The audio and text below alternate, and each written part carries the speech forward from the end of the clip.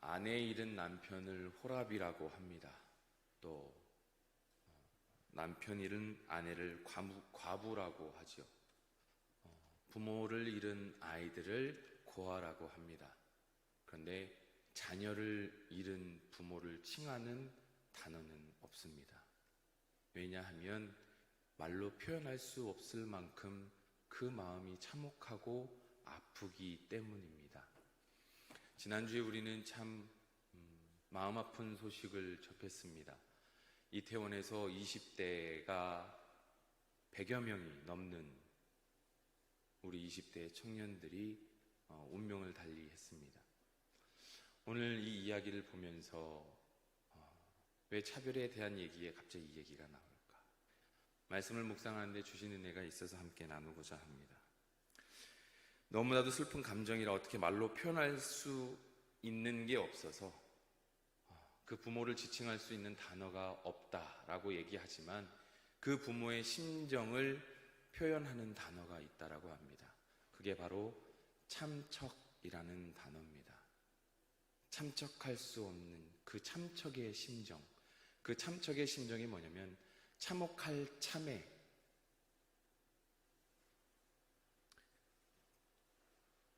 근심할 척이라고 합니다. 이 참척인데 자녀가 부모보다 먼저 죽는 일을 세상 참혹하고 슬픈 일로 이야기할 때 이 참척의 용어를 쓴다고 합니다. 우리 이번에 이태원 사건을 통해서 세계 각국에서 애도의 글과 또 위로들을 많이 봤습니다. 그럼에도 불구하고 어느 한 유명 명품 브랜드에서 이 애도의 글을 올렸어요. 참 마음이 따뜻해지기도 하지만 얼마 지나지 않아 세계 여러 곳에서 문매를 맞습니다. 이유는 한 가지입니다. 이란은 히잡을 통해 여성들의 인권이 유린당하고 있고 우크라이나는 전쟁으로 많은 사람들이 죽어가고 있을 때 이런 애도를 표현하지 않았으면서 이태원에서 놀러간 그 청년들이 죽은 것이 그렇게 마음 아픈 일이냐며 질타를 하기도 하고 어떤 이들은 죽은 그들은 놀러가지 않았느냐, 나라를 지키기 위해 군에 있었던 자들이 죽어도 누구도 애도하지 않고 뉴스에도 나오지 않더라, 너무 차별하는 거 아니냐라는 이야기들을 보기도 했습니다. 사랑하는 성도 여러분, 우리는 세상에서의 소유의 가치로 누군가를 바라봐서는 안 됩니다. 오늘 본문의 말씀에서 나오지만 우리는 보기에 있어 보이고 아름다워 보이고의 모습이 아니라 우리는 우리 옆에 있는 이들은, 우리의 이웃은 소유의 가치로 판단할 것이 아니라 하나님이 보내주신 이 땅에서의 존재의 가치로 아주 고귀한 자체로 여겨야 할 대상이라는 것을 늘 기억하시고 누구에게나 동일하게 차별 없는 평등을 얘기하는 것이 아니라 차별을 넘어서는 사랑으로 함께 나아가는 저와 우리 성도님들이 되시기를 간절히 축원합니다. 앞서 이야기하는 참척이라는 단어를 검색하다가 박완서 작가라는 분이 계세요. 한 말씀만 하소서라는 책의 작가인데요. 이분이 했던 글을 보면 참 마음이 아파요. 이분에게는 5명의 자녀가 있어요. 이 5명의 자녀 중에 유일하게 아들이 하나 있었어요. 근데 이 아들이 워낙 똑똑해서 마치과 전문의를 꿈꿔왔는데 이 아들을 20대에 잃게 돼요. 얼마나 마음이 아프셨을까요? 아들 잃은 이 슬픔이 너무 커서 어머니가 우실 때 한순간 차라리 딸이 넷이니 아들이 아닌 딸 넷 중에 하나를 데려가시지 하고 순간 드는 그 마음에 어머니가 이 마음에 너무 놀라기도 하고 무섭기도 해서 성호를 그리며 기도했다라고 합니다. 기독교 신자는 아니고 카톨릭 신자였던 것 같습니다. 그런데요, 이분이 뭐라고 얘기하냐면 이 책을 쓰면서 살아오기 위해, 살기 위해, 버티기 위해 쓴 일기를 모아놓은 글이라고 해요. 그런데 여기서 읽어보면 너무 마음이 아파요. 이 자녀를 잃은 슬픔에 있으면서 이 자녀의 곁으로 함께 떠나지 못하고 그냥 누른밥을 먹으며 살아가매 그 밥을 먹는, 누른밥을 먹는 자신의 모습이 너무 혐오스러워서 먹은 걸 토하고 또 토하고 하는 그 고통의 나날을 보냈다고 이야기해요. 이 아들을 잊고 싶어서 이 아들의 단점을, 이 아들이 잘못했던 것을 기억하고 싶은데 떠올려 보니 그 또한도 귀엽고 사랑스러웠다라고 얘기하는 이 어머니의 이 말, 이 작가의 이 말은 참 많이 가슴을 저며오게 했습니다. 근데 아들을 떠나보낸 이 시점에 남편도 떠나보내게 됐대요. 얼마나 마음이 아픕니까? 그런데 이 어머니가 하시는 말이, 남편의 죽음은 순간에 어떤 로맨틱도 있고 어떤 아름다움도 있을 수 있지만 자식 잃은 슬픔은 무엇으로라도 표현할 수 없을 만큼 울부짖는 표효로밖에 이야기할 수 없었다라고 이야기합니다. 그 작가가 쓴 글이 참 마음에 와닿아서 이야기합니다. 상을 당한 이에게 정중한 조문을 하는 건 인간만이 할 수 있는 아름다운 도덕입니다. 그러나 참척을 당한 애미에게 하는 조의는 그게 아무리 조심스럽고 진심에서 우러나온 위로일지라도 모진 고문이요 견디기 어려운 수모였습니다. 자식이 내 상을 당해 조문을 받는 게 순리이거늘 그 복도 못하 영리에 굴복해야 되는 비참한 처지에서 잠시나마 비켜나 있고 싶은 저희가 아주 없다고는 못하겠습니다. 이 글을 통해 이태원에서 자녀를 잃은 부모님의 마음을 한번 생각해 봅니다. 그와 동일하게 독생자 예수 그리스도를 보잘할 것 없는 나를 위해 이 땅에 보내주신 하나님을 생각합니다. 같은 마음의 아픔이 아니셨을까요?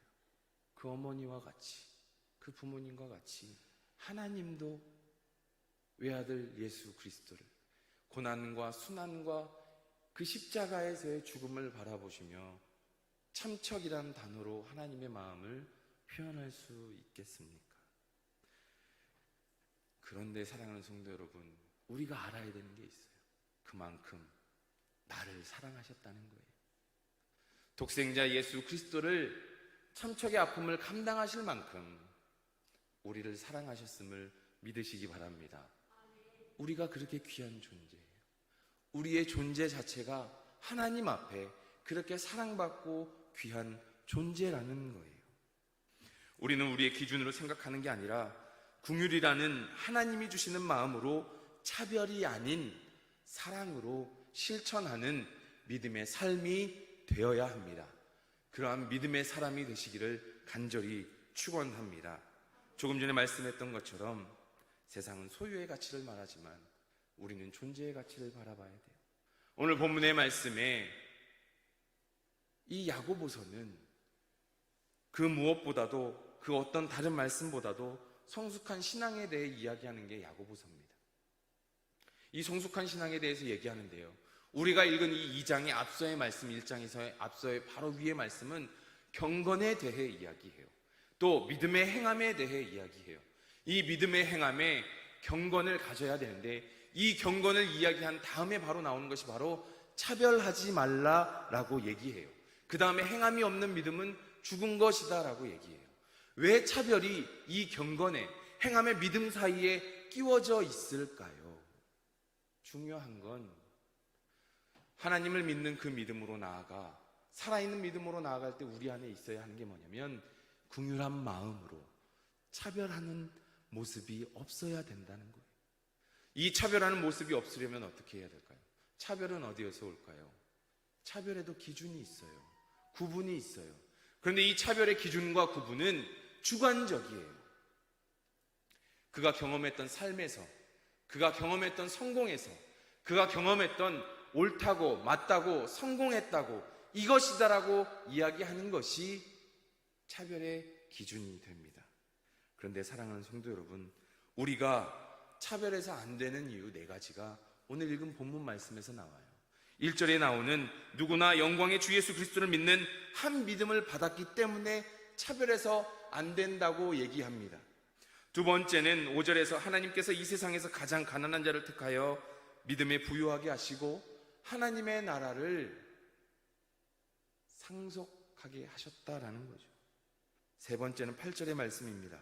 하나님의 말씀이 형제의 차별을 금하고 이웃 사랑을 명하고 있기 때문이라고 얘기하고, 마지막 네 번째는 12절과 13절에 형제를 차별하는 자에게는 하나님의 혹독한 심판이 있을 것이다 라고 이야기하며, 마지막 13절에는 긍휼을 행하지 아니하는 자에게는 긍휼 없는 심판이 있을 것이다 라고 얘기해요. 그런데 마지막 뭐가 나옵니까? 같이 봉독하시겠습니다. 긍휼은 심판을 이기고 자랑하느니라. 아멘. 사랑하는 성도 여러분, 야고보서에서 이야기하는 경건과 이어지는 차별 없는 모습, 그리고 나오는 행함 없는 믿음은 죽은 것이다 라고 얘기하는 야고보 사도가 이야기하는, 주의 형제 야고보가 이야기하는 이 말씀이 우리에게 중요한 이유는, 이처럼 차별 없는 자는 가장 우선시 되는 게 뭐냐면, 하나님과의 관계가 온전히 서 있을 때 차별 없는 자의 모습으로 나아갈 수 있다는 거예요. 하나님과의 경건을 쌓았으나 외형적인 모습으로만 쌓았으면 그 대인관계는 온전히 이루어질 수 없어요. 진정 하나님과의 관계 가운데 경건으로 이루어진 자의 모습만이 차별 없는 자의 모습으로 나아갈 수 있다라는 거예요. 사랑하는 성도 여러분, 우리 하나님은 한 번도 우리를 외적인 모형으로, 외적인 모습으로 차별하신 적이 없으십니다. 그런데 우리가 살아가는 이 세상은요, 자꾸 보여지는 것으로 얘기해요. 인터넷을 보고 TV를 봐도 아름다워지는 모습, 몸짱, 얼짱, 예쁜 사람, 운동으로 몸이 건강한 것들, 이런 아름다움만을 추구하는 모습들을 참 많이 봅니다.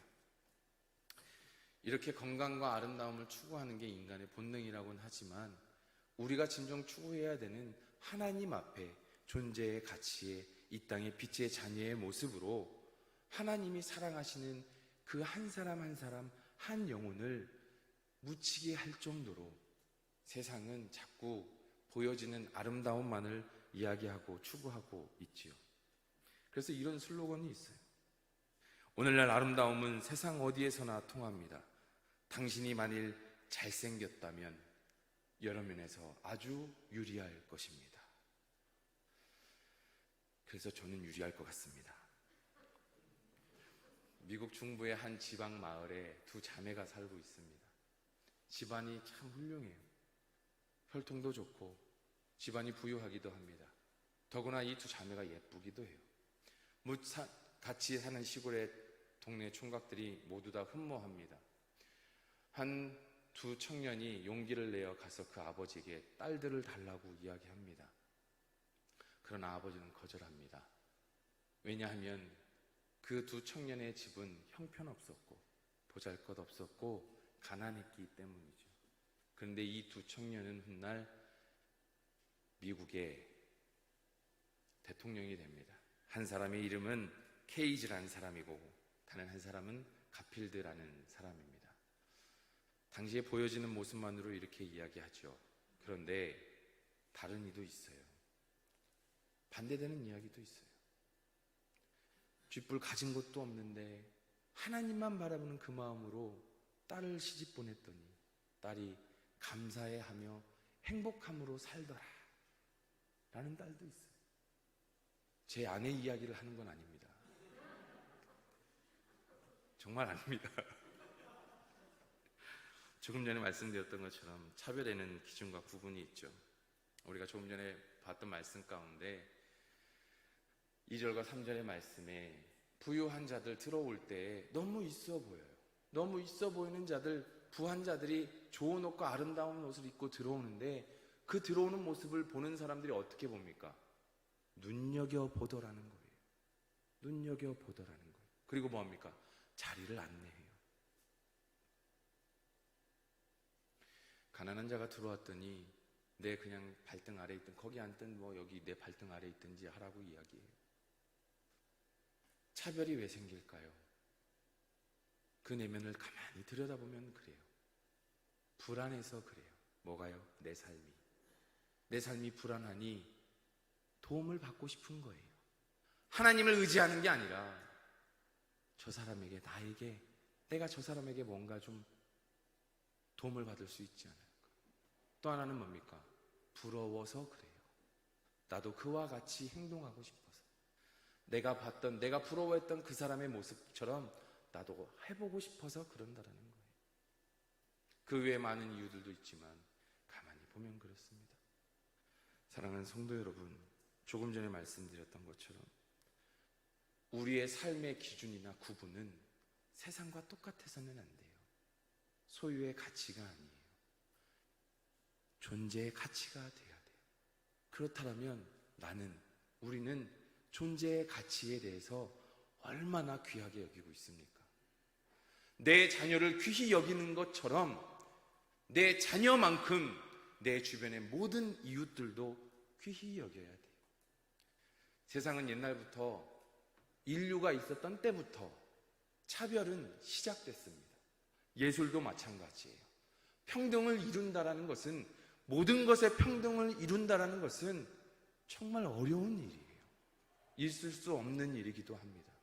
그런데 이 평등을 이루지 못하는 모든 것에 다 이룰 수 있고 덮을 수 있는 것이 있습니다. 무엇일까요? 우리가 다 아는 사랑이에요.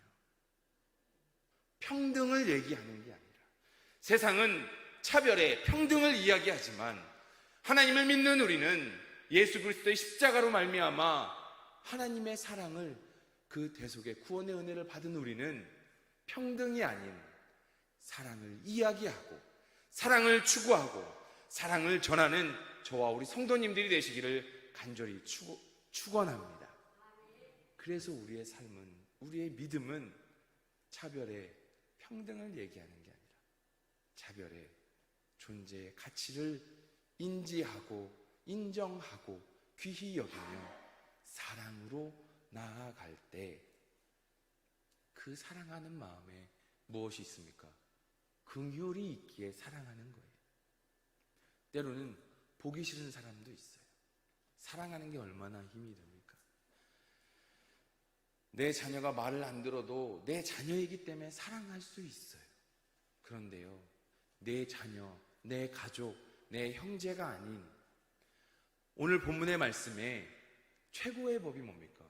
이웃을 사랑하는 거예요. 이웃을 사랑하려면 뭐가 있어야 할까요? 긍휼이에요.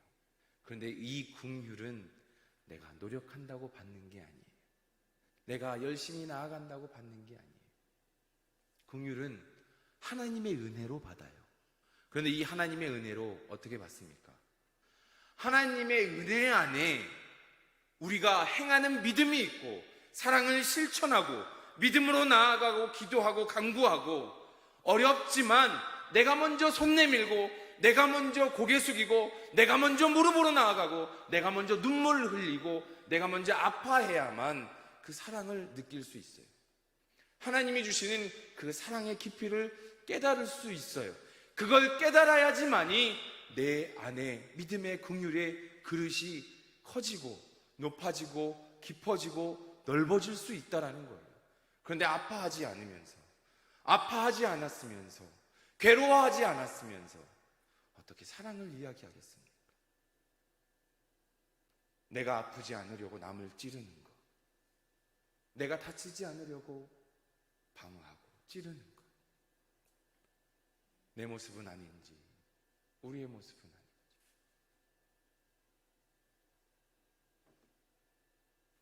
우리가 먼저, 내가 먼저 하나님의 은혜 안에 살아가며 믿음으로, 사랑으로, 헌신으로 아파하기도 하고 눈물도 흘리고 괴로워도 할 때에 하나님이 주시는 그 긍휼한 마음이 우리에게 믿음의 기준이 되고 구분이 되어 가치를, 존재의 가치를 하나님이 주시는 그 긍휼한 마음으로, 그 사랑으로 차별에 사랑을 덮어 나아가는 자가 될 수 있음을 늘 기억하시는 저와 우리 성도님들이 되시기를 간절히 축원합니다. 말씀을 맺고자 합니다. 조금 전에 말씀드렸던 차별에는 학위, 성별, 지위, 학력 여러 가지가 있죠. 조금 전에 본문의 말씀 제가 말씀드렸던 것처럼 아름다운 옷을 입고 들어오는 자의 모습을 눈여겨보는 자들의 모습, 눈여겨보면서 알 거 아니에요. 저게 얼마나 좋은 옷인지, 얼마나 비싼 옷인지. 말씀을 보다 보니 갑자기 한 개그맨이 떠올라요. 강성범 씨가. 이것은 얼마니, 요것은 구짜, 요것은 파레가 요것은 루비통, 나는 반짝반짝 럭셔리 광이야 라고 소개했던 그 분이 떠오릅니다. 사람들에게 내가 가진 소유로 나타내고자 했던 자들의 모습, 내 모습은 아닌지, 우리의 모습은 아닌지, 또한 그들을 바라보고 그들을 부러워하는 게 내 모습은 아니었는지, 우리의 모습은 아니었는지, 내 눈이 정말 아파하고 힘들어하며 소외되는 이들에게, 차별당하는 그들에게 내 눈이 향하여 있는지, 내가 차별 안 하는 것만이 중요한 게 아닙니다. 차별당하고 어려워하고 있는 그 이웃들, 가난하다고, 학력이 되지 않는다, 몸이 불편하다고 홀대받는 그들에게 나아가는 것이 우리가 해야 될 일임에, 왜요? 예수님이 그러셨잖아요. 예수님이 이 땅에 오셔서 부자들과 함께 하신 적이 없잖아요. 늘 소외된 자들과 함께 하셨어요. 그런데 그들을 천하보다도 귀히 여기셨어요. 왜요? 예수님은 그 한 영혼의 존재의 가치를 천하보다도 귀히 여기셨기 때문입니다. 사랑하는 성도 여러분, 오늘 예수님의 그 마음이, 예수님의 그 시선이 우리의 마음이 되길 소망합니다. 이태원에서 생명을 잃은 그 젊은, 또 그 외에 50대도 있고 40대도 있고 30대도 있더라고요. 우리가 가슴 아파할 것은 어떻게 놀다가 변을 당했고 그것에 대해 옳고 그름을 이야기할 것이 아니라, 우리는 그런 것들로 옳고 그름으로 차별을 논하는 것이 아니라 존재의 가치에 사랑을 두고 마음을 두고 함께 가슴 아파하며 가슴 아파하는 그 부모를 위해 하나님의 위로가 있기를, 하나님의 사랑이 있기를, 회복이 있기를 기도하시는 저와 우리 성도님들이 되시기를 간절히 축원합니다. 기도하시겠습니다.